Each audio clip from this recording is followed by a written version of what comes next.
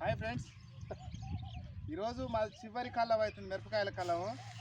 ఈ తేజాలు పండించిన లాస్ట్ కోసం వచ్చేసరికి రేట్ ఏం లేకుండా పోయింది. నా పిఎఫ్ఎల్ వాళ్ళు మా వాళ్ళు వచ్చారు అమ్మాలకి. ఇంకొక 2 బ్యాగులు వచ్చాము. ఈ సంవత్సరం గిట్ట రైతు మిరప షేర్ వేసుకున్న వాళ్ళు బాగుపడతారని ఆశపడితే అది ఉత్తదైనట్టే. కాబట్టి వచ్చే సంవత్సరం గిట్ట వెనక ముందు ఆలోచన చేసి మిర్చి చేయాలా పత్తి చేయాలని ఆలోచన చేసుకోవాలి. వచ్చిన ఈ ఎండ గిట్ట చాలా ఇబ్బంది పడుతున్నామండి.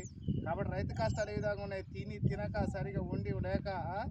కాబట్టి మిరపకాయలు వేసుకుంటే లాటరీతో పని. ఈ లాటరీ ఆట ఆడినానికన్నా మంచిగా వెనకట్లో రోజులలో సద్దల జొన్నలు వేసుకొని పండించుకుంటే ఉత్తమం అనిపిస్తుంది నాకైతే. ఇక మీరైనా రైతులు మోసపోకుండా ఉండండి. మార్కెట్ మద్దతు ధర ఉంటేనే లెక్క, లేకపోతే మిరప చేను వేయకూడదండి. జై జవాన్ జై కిసాన్ ఫ్రెండ్స్. అందరు చూడండి, అందులో ఉండాలి, అందరు బాగుండాలి.